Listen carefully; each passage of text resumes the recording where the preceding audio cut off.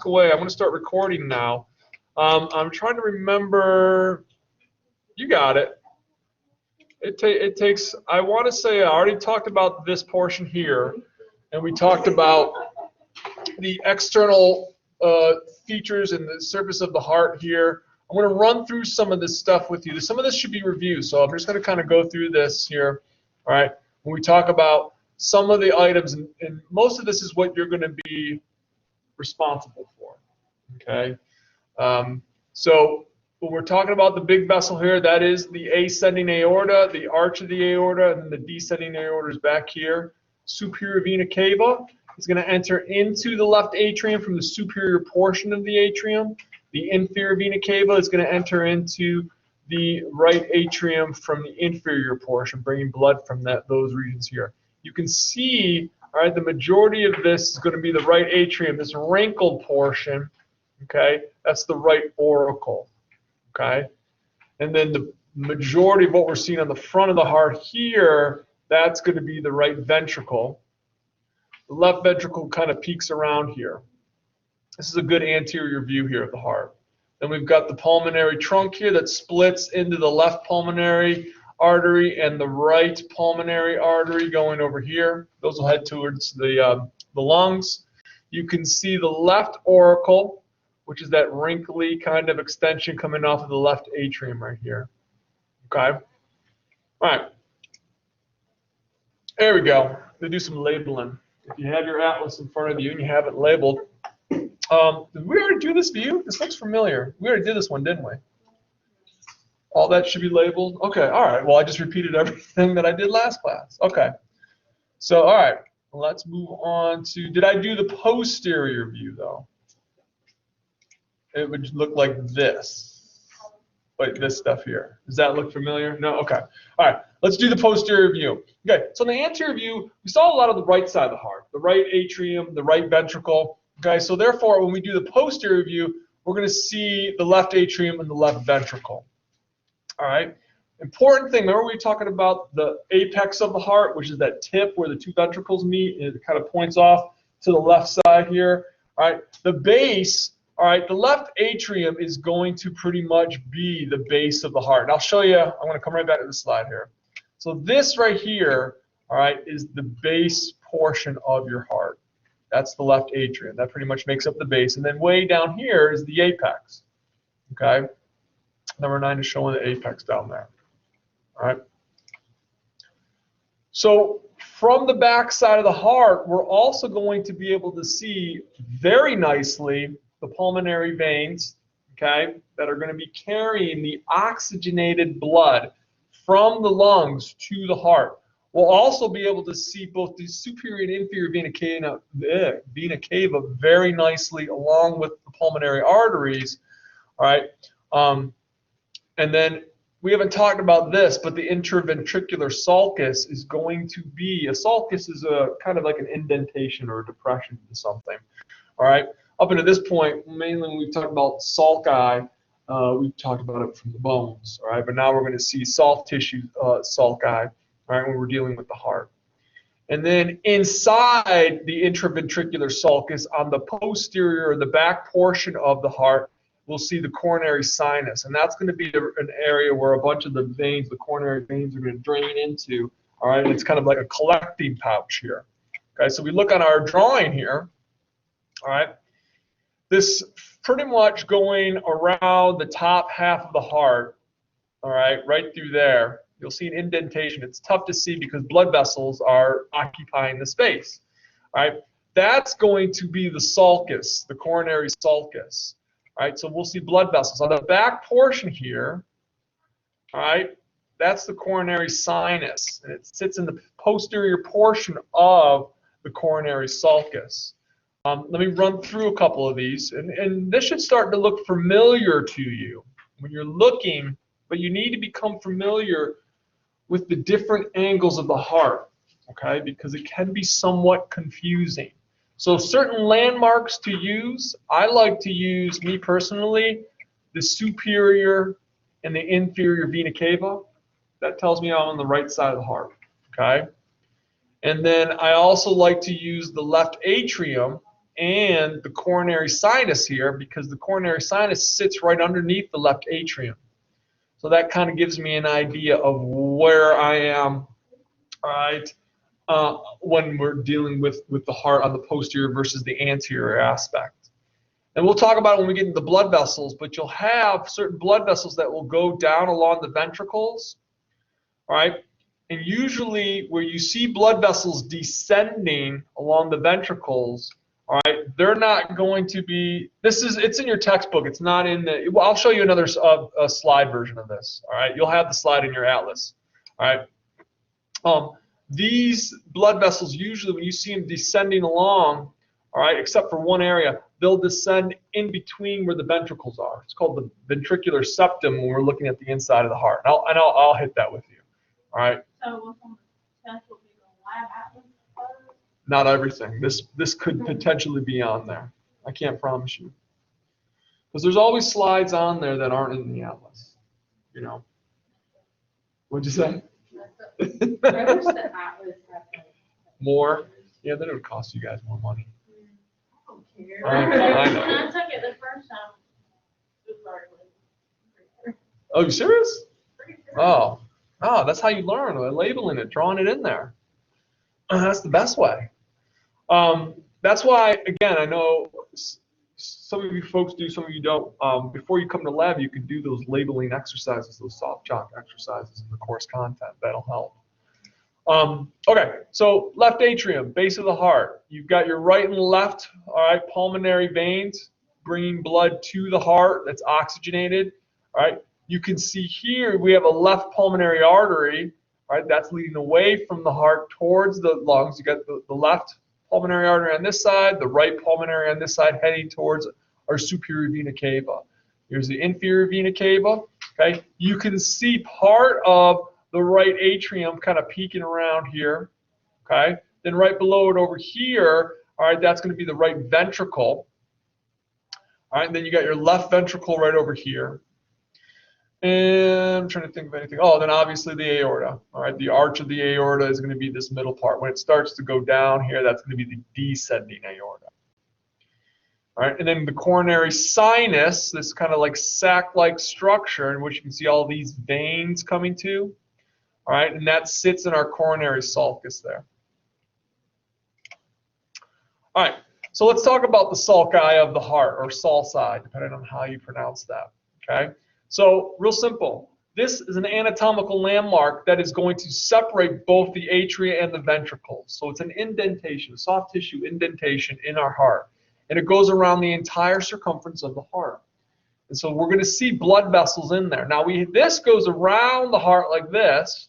All right, and then you're going to have, all right, sulci or sulci that descend from that area, okay? And so the interventricular, dissect the word, interventricular, all right, this is going to be a sulcus that's going to be in between the two ventricles, the left and the right. You have one on the front and one on the back. So obviously the one on the front is the anterior, the one on the back is the posterior, okay?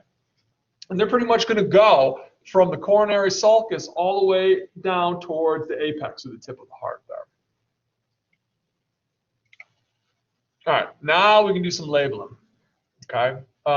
This right here is kind of a superior view. We've turned the heart a little bit because over here is the right ventricle and here's the left ventricle over here. Normally, if it's an anterior view of the heart, you can see the right side of the heart predominantly, okay? So this is a new structure here, right up here. See that white, all right? The arrow's pointing to that whiteness in between the red blood vessel and the blue blood vessel. That's the ligamentum arteriosum. That is a remnant of when you were a baby, when you were a fetus. All right, you had holes in your heart and you had holes in your blood vessel when you were a fetus because it allowed for mixing of the blood.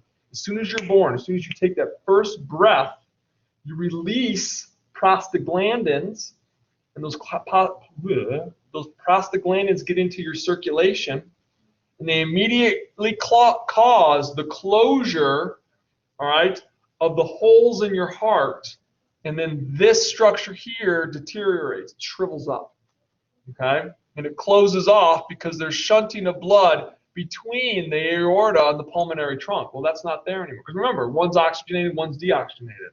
All right? So we used to get a mixing of blood. We no longer get a mixing of blood except, all right, except in tissues, in the capillary beds. That's what we'll get, you know, that supposed mixing of blood. All right? I don't know. It's just when I convert this over from a PDF, excuse me, from a PowerPoint into a PDF, it messes everything up. And I have to convert it into a PDF because it's less memory on the Blackboard server. So, okay. So now we can see, all right, we have our left coronary sulcus, all right, and then our right coronary artery is going to, and sulcus are going to be located. So right here, all right, you can see coming down, all right, our left coronary sulcus right here, all right in the front here. And then we have our right coronary, where is it? Well, all right, let me backtrack a little bit. Off of the ascending aorta, you're going to have two blood vessels coming out, all right? One is going towards the right side of the heart, that's the right coronary artery, and then you're going to have this guy creeping out here, and that's going to be the left coronary artery here, all right? And then that's going to dip down here into this interventricular sulcus here, which will be on the front of the heart there. I'll back out there. All right. So where that left coronary artery, I know it's not labeled here, we'll label it on another one, but it's the left coronary artery, it comes out, it dips down, okay? And so you have your anterior interventricular sulcus, which is that depression there, all right? And then you have this artery here that's found in it, and that's the anterior interventricular artery. So it's easy to remember the sulcus because it's named at, or vice versa. If you know the name of the sulcus, you know the name of the artery. Okay, so it's the anterior interventricular sulcus. Well, therefore, then it's the anterior interventricular artery that resides in it. Okay, the veins aren't as easy as that. Okay, so here you can see the great cardiac vein. Okay, kind of coming along here through our sulcus, the coronary sulcus. All right. And then it's going to kind of dip down in here into the anterior interventricular sulcus here. So you see it here, and you can see it here.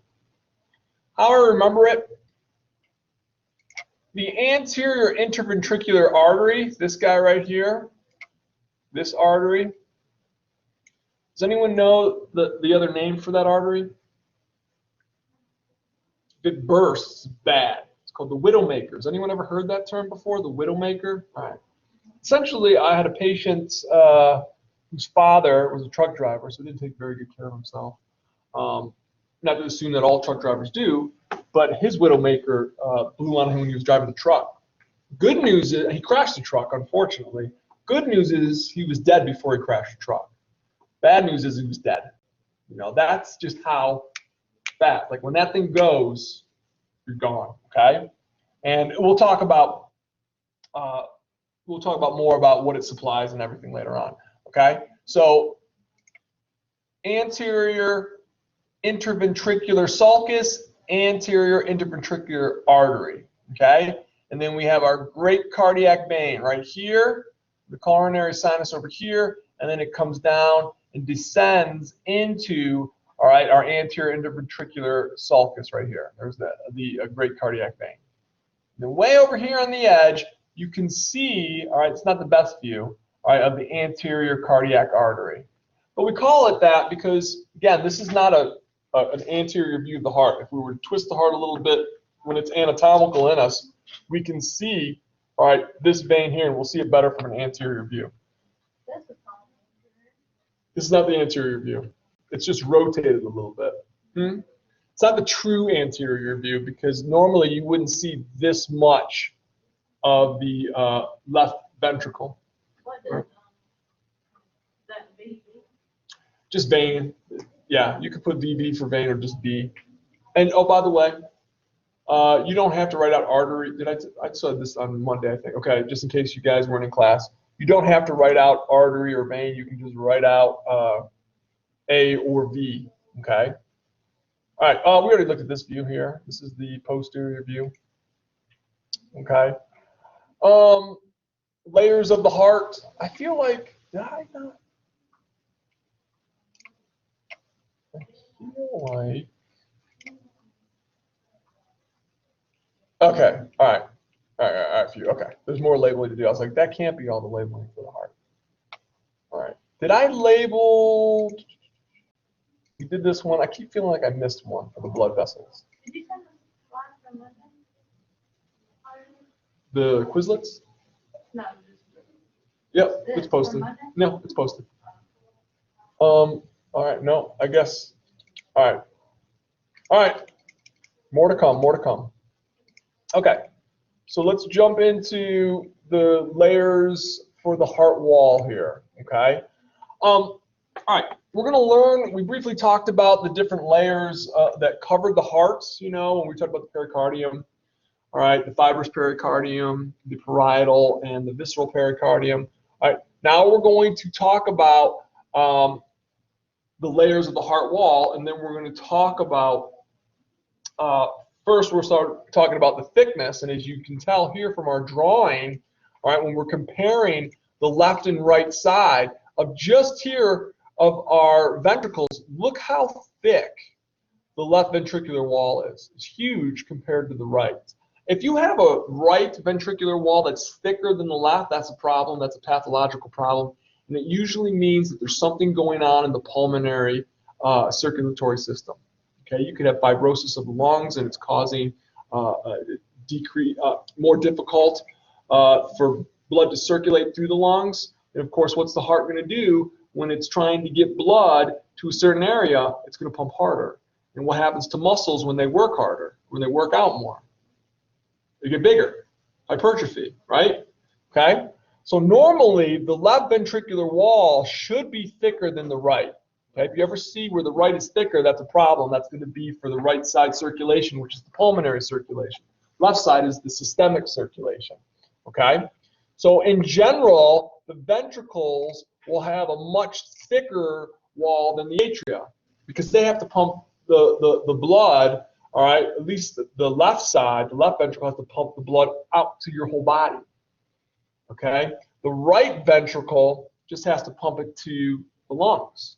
Okay, but keep in mind, all right, that the ventricles will still have their walls a lot thicker than the atria here. Okay, all right, so the three layers to the heart wall, all right, and we're somewhat familiar with this. The outer layer, epi is always outer, endo is always inner, and then M is easy to remember because that's middle, okay?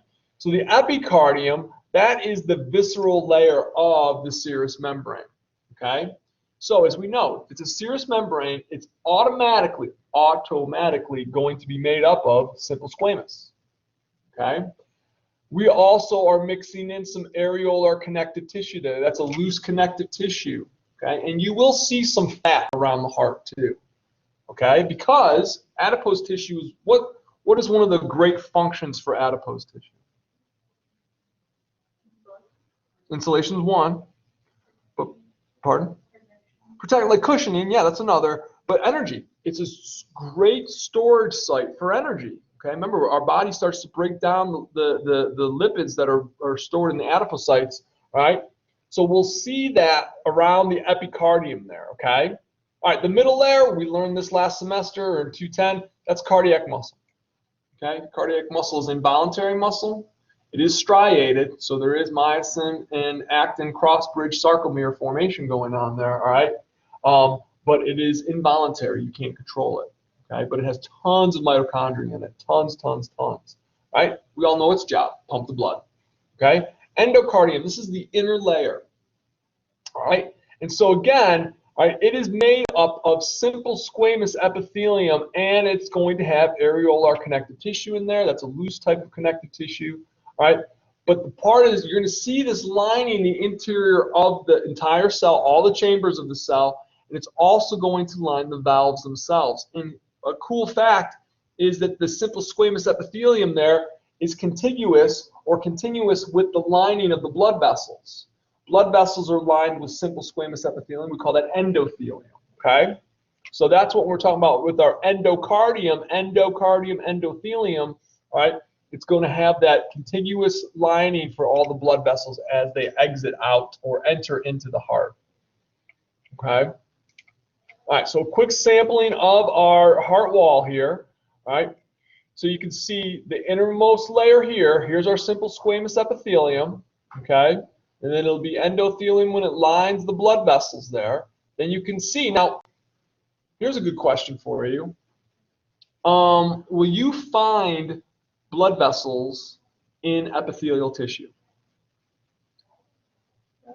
Correct. Epithelial tissue is avascular, all right? So when we're looking here in our little diagram here, see these blood vessels here? That's not in the epithelium. That's in the connective tissue, which is that loose connective tissue, the areolar connective tissue. Okay, so you'll never see blood vessels. It's avascular. Epithelium is too tightly packed. Okay, so here we can see on the inner lining, right, the simple squamous. Then we have our areolar, our loose connective tissue, and then in between we get this thick layer. That's that myocardium. It's all made up of cardiac involuntary muscle tissue. You can see it's branching. It's like a Y laying on its side here.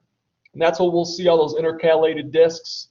The intercalated discs are the desmosomes and the gap junctions, which allow the muscles to communicate with one another, and it makes the muscle contraction much more efficient. We'll talk about that in lecture for chapter 19 later on.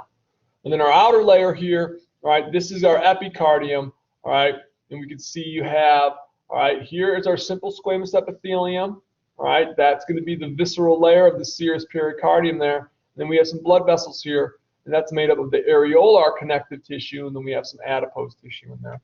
So it's nice to have the adipose on hand because now we can start breaking it down, the adipose, for energy for our heart.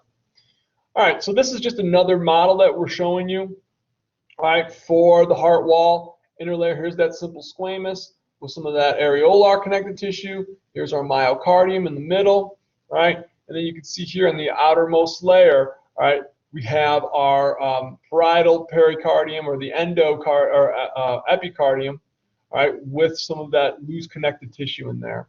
And then this one's even showing us the pericardial cavity, which we have that lubrication there when the heart's contracting and relaxing. And then the other side of it, right, this blue picture here, that's going to be the parietal, all right, pericardium. Okay, that's the other layer of the serous membrane. Then we got our fibrous, all right, out here, our fibrous pericardium, which helps to make up the pericardial sac. All right, so now we're going to look at the inside of the heart, all right, or talk about the chambers a little bit more, so you can have a little bit more appreciation. Remember, there's 4 chambers. The top 2 are the atrium, and the bottom 2 are the ventricles. All right, so we have a wall in between our 2 atriums. So we call those walls septums. So if you find a septum or a wall between the ventricles, all right, it's called the intraventricular septum. If it's between the atria, it's called the interatrial septum, okay?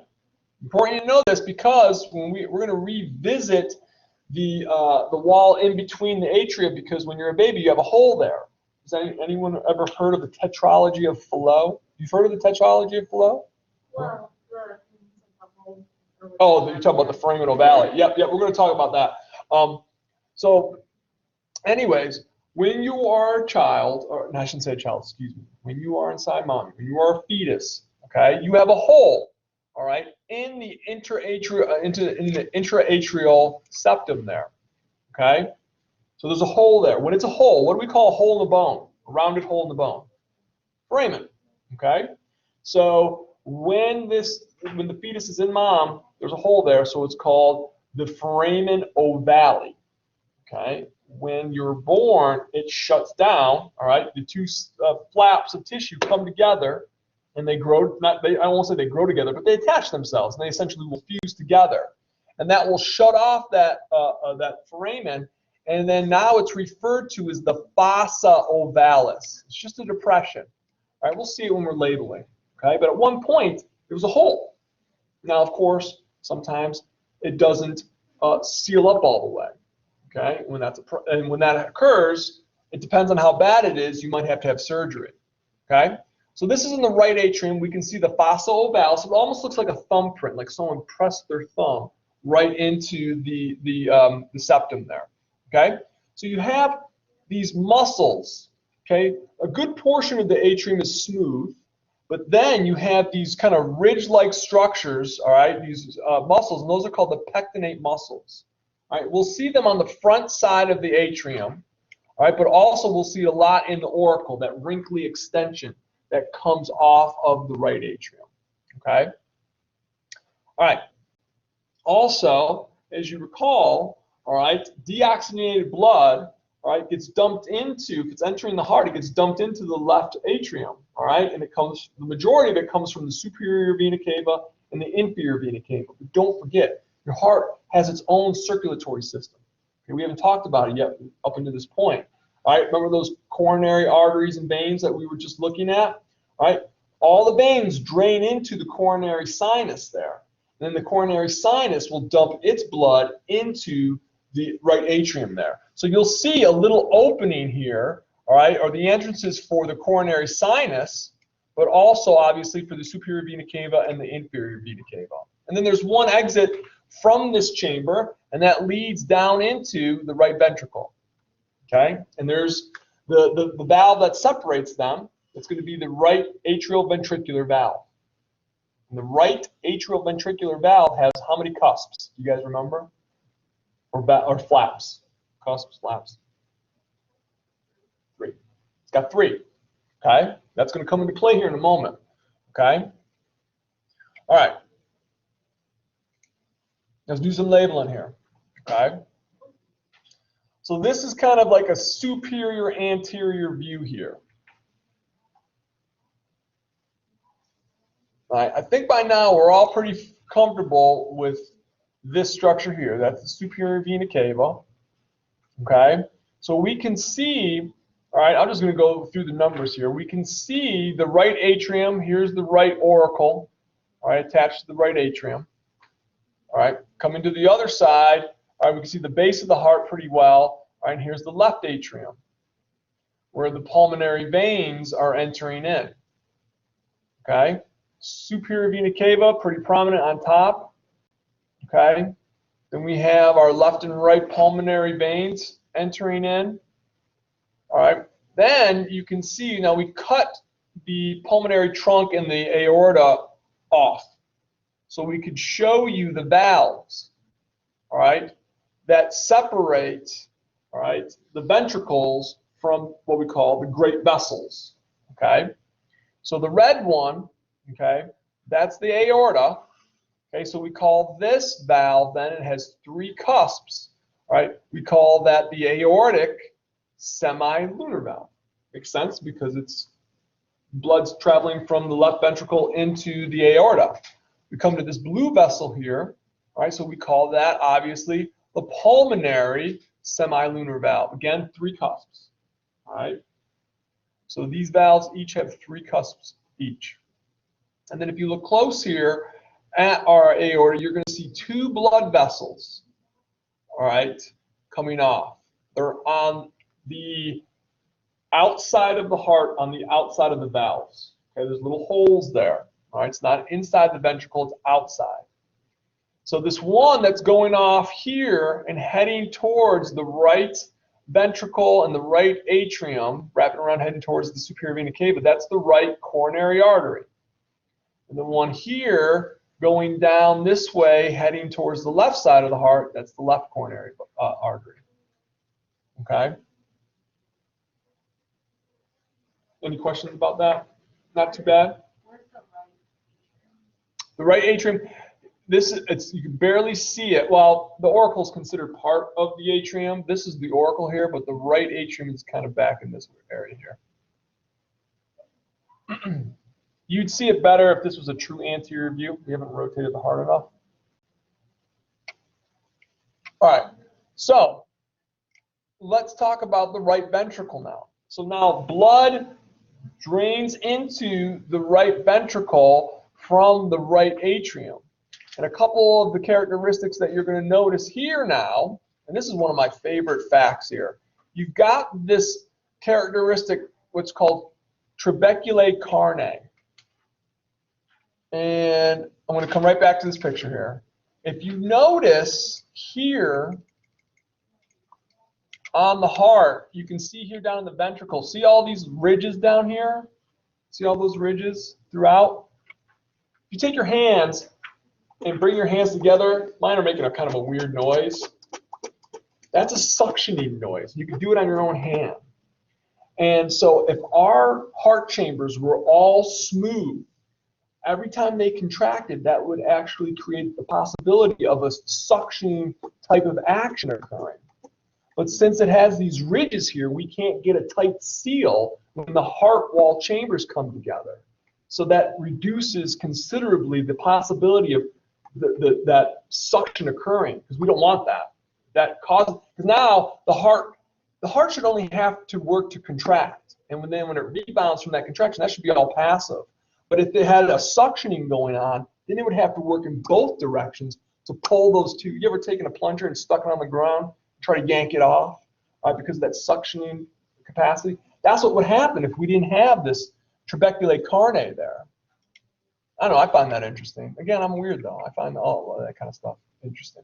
All right, but it's these rough, irregular muscular ridges that are on the inside of this heart chamber there. Okay? Since we're talking about muscles, let's talk. We have to talk about the papillary muscles. All right, these papillary muscles are like these finger-like projections that sit on the inside of the ventricle chamber, and they have these connective tissue cord-like structures that extend from the muscle and attach onto the cusps of the valves there. All right, for the atrioventricular valve, that's the valve between the atrium and the ventricle. Okay.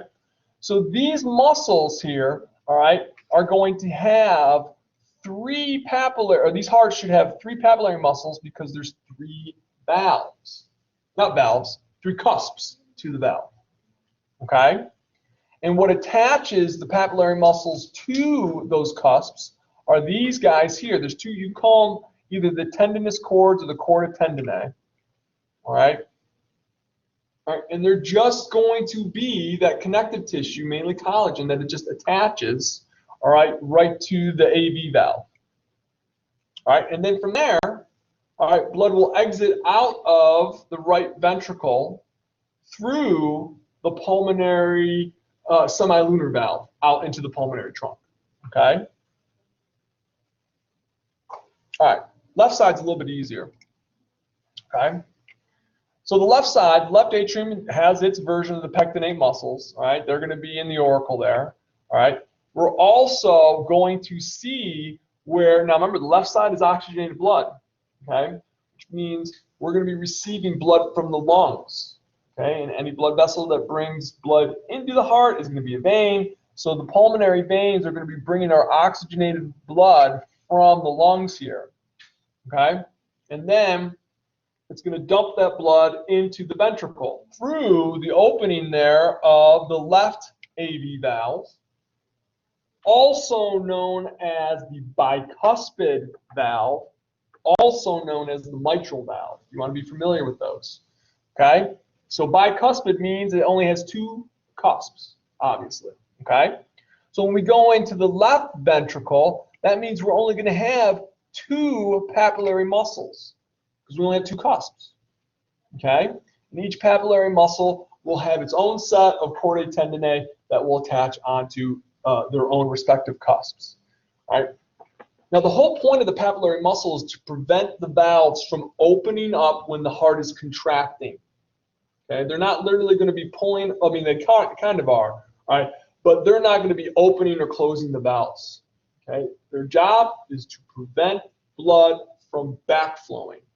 Okay, like an action potential doesn't go backwards; it only goes forwards. Blood flow only goes forwards. All right, in normal hearts. Okay, in normal hearts. Okay, so then when we pump our blood into the ventricle and the ventricle contracts, it's going to exit into the aorta through the aortic semilunar valve. Okay, good so far. All right.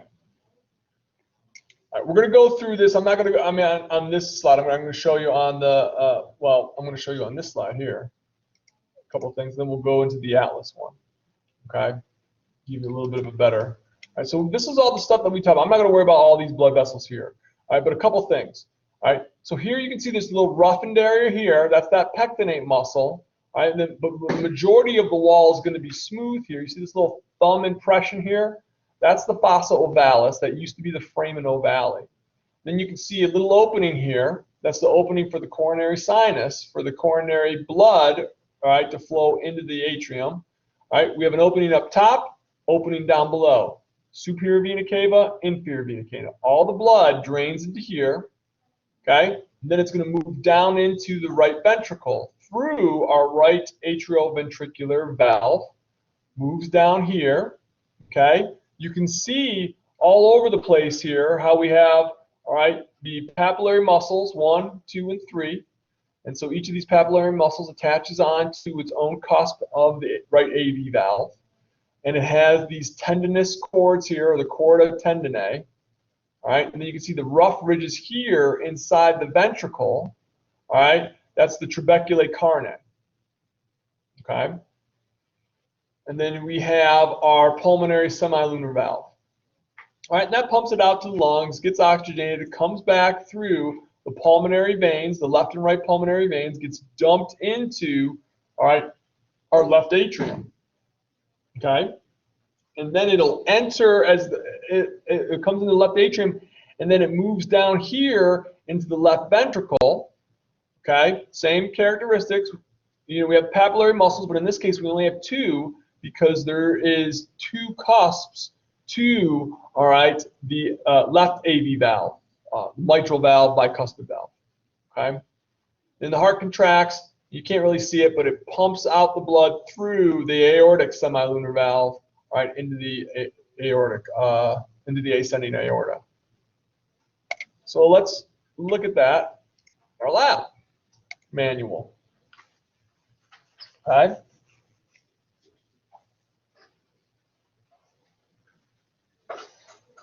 All right. So, okay. So starting here, I'll go through the chambers, all right? Here's the right atrium. Here's the left atrium. Okay, you got your right ventricle and your left ventricle. So in the right atrium, we have an opening from the top. That comes from the superior vena cava. All right, you can't really see it. You can barely see it back here. That's going to be the opening from the left, not the left, the inferior vena cava. All right, where we have this kind of ruffled ridges here in the atrium. All right, that's going to be the pectinate muscles here. Okay, so all the blood that comes in here will eventually get dumped down into the right atrium, ventricle through the opening. All right, and the valve that sits here is going to be your right atrioventricular valve. It's going to dump the blood down into here. You can see a nice papillary muscle here, and you can also see the chordae tendineae, all right, or the tendinous cords attaching to the papillary muscle, attaching onto the cusps here. Okay. Then over here on the left side, you've got your pulmonary vein, all right, draining into the left atrium. Okay. The blood will then travel into the left ventricle through, all right, the left atrioventricular valve, also known as the bicuspid or mitral valve. All right, you have your papillary muscle right here with its chordae tendineae, okay, that attach onto the mitral valve here. And oh, dear, you have the walls in between your ventricles and your atrium here. All right, here's the interventricular septum here between your right and left ventricle. You can see it's pretty thick. All right, and then up here is a little bit thinner. All right, but you have your interatrial septum in between your left and right atrial. I'll give you a second to write some of that down.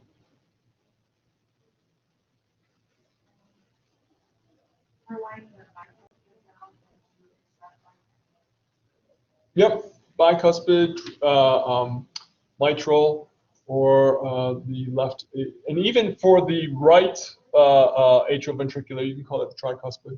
Yeah, if you prefer.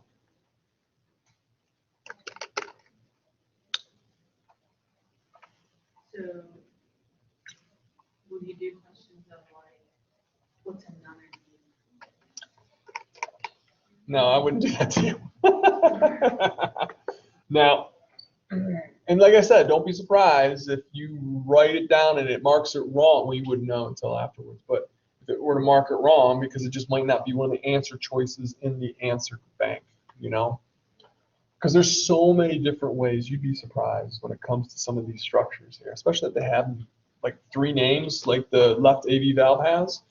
You know, I mean, you technically wouldn't be wrong. And again, I'm a little bit more of a lenient grader, but you could put L dot atrioventricular valve, and I would know that the L dot would mean left, but that might not be an answer choice, you know. If you go back and like grade all the answers. I have to go back through and grade each one individually. That's why in the instructions it'll say, please give me a week to get the final grades posted, because it takes that long. 2 days. I already put it in there. I already included it. It's already in there. It's my contract with you. And I'm usually pretty good, especially when the final comes around, because you take the lab final before the lecture final. And I try to get it out there so you can review it if you want to. All right. Oh, man.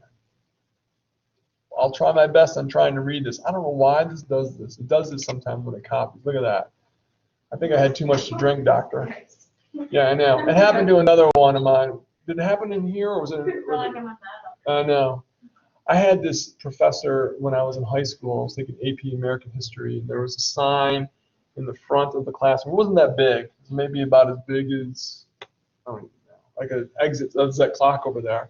And it says, "Are you feeling tired or confused?" And it was this. It was purposely designed to look, you know, freaky like that. And I was just like, when I first walked in there, I thought I was really tired and confused. All right. So I'm just going to read this off as best as you can, or as best as I can to you. All right. Purpose of the valves: one-way blood flow. Okay. And there's 2 types in the heart: the valves in between the atria and the ventricles, and then the valves that are between the ventricles and the great vessels there. Okay. Both are lined with that endothelium, which is that simple squamous epithelium that we were talking about here. Okay.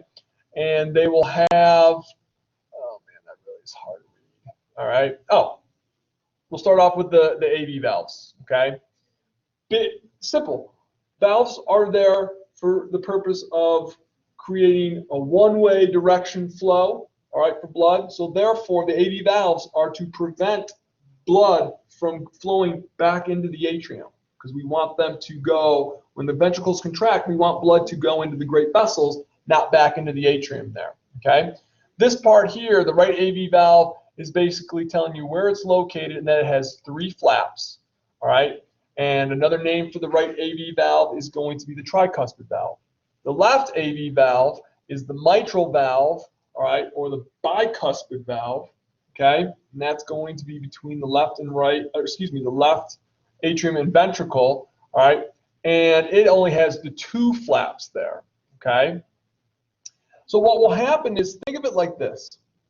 When the heart is relaxed, okay, some of the valves will be open.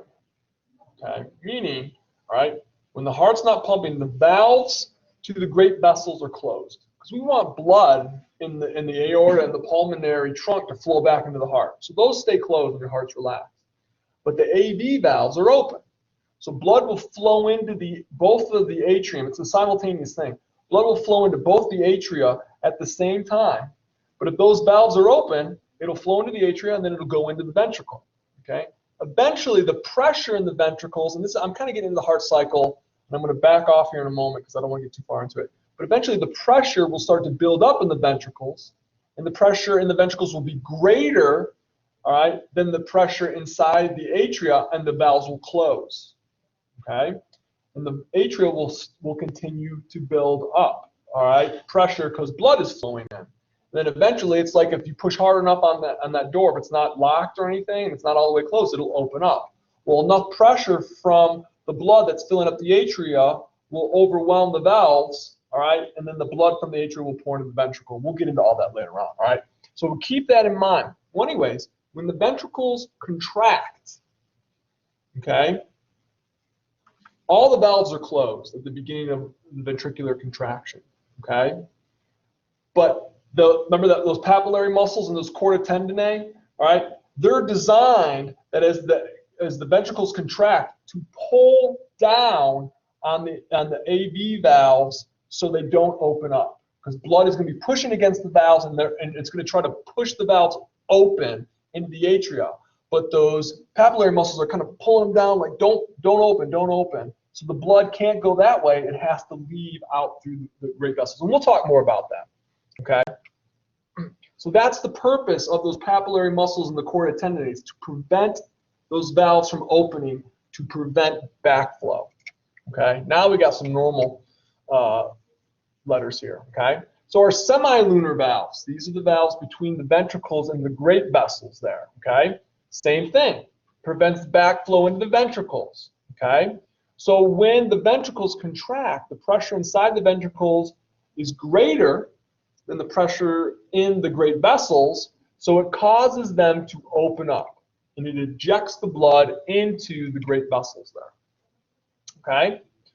So then they'll close, all right, when those ventricles relax, because the pressure becomes less.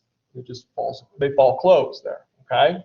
So we'll get into all this stuff here about atrial pressure, all right, versus ventricular pressure, all right? But if you're curious, the reason why, all right, they close and when the ventricles relax, that's because the pressure, all right, in the atrial vessels, the pulmonary trunk, and the aortic, in the aorta, all right, is greater than the pressure inside the ventricles there. Okay, and also, once those valves close, blood will start to backflow, all right, up against those valves. And that backflow of the blood pushes the valves and holds them closed, so they won't open up. Okay? Easy to remember, both of the valves have 3 cusps. Okay? And I'm pretty sure that you guys know where the pulmonary valve is and the aortic valve is. What are the valves made of? Did you know that? Yeah, the valves are made of that fibrous tissue, the same fibrous tissue that's going to be found on the inside of the, well, it's made up mainly of collagen. Yeah. So this is showing you here what the valves look like here. Okay. Right AV valve, left AV valve, and then the semilunar. And I'm not semilunar. Well, yeah, the pulmonary semilunar and the aortic semilunar. And then you can see it here from the top view. You can tell that this is the left side because I have a bicuspid valve here. All the rest are tricuspid.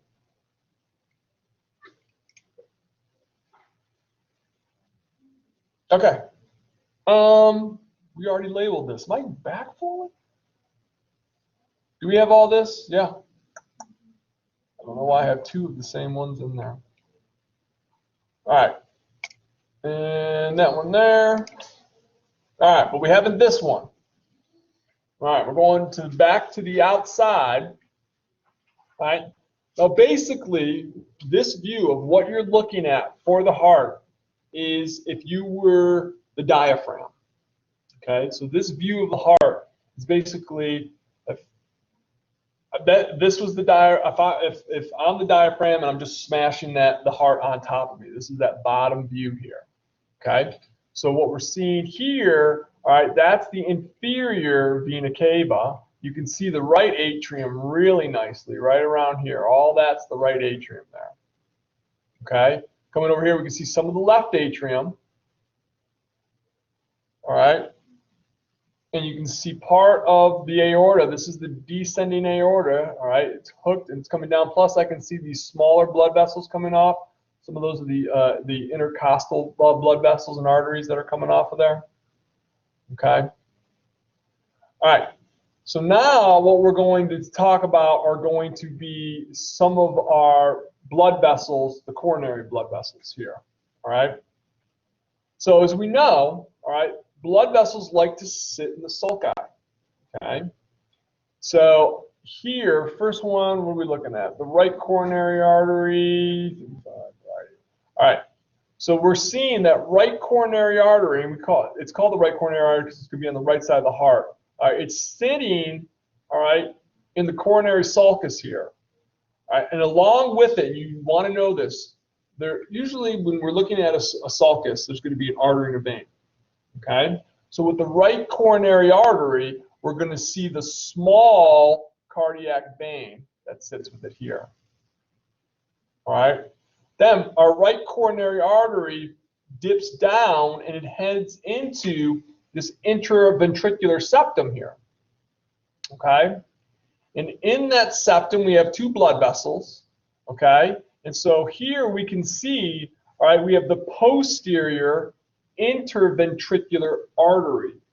Remember we saw the anterior interventricular artery in the anterior interventricular septum? You can't see it, it's on the opposite, on the other side of the heart here. But this is going to be the posterior interventricular artery. And the vein that runs with it is the middle cardiac vein, right here. All right. Learn the pairing. All right, and then over here, all right, we've got these smaller blood vessel just kind of poking down here, all right? And, well, let me jump back up here into the larger blood vessels here. All right, here's your coronary sinus. Remember, the coronary sinus is kind of like that, that sac, right, that sits there in the coronary sulcus, and where all the veins will drain into before it drains into the right atrium here, okay? So we've got our coronary sinus here, all right? And then if you see coming leading into the coronary sinus, we have our great cardiac vein. Okay, that'll be draining into the coronary sinus here. And then this blood vessel that's coming down this way, all right, that's the right marginal artery.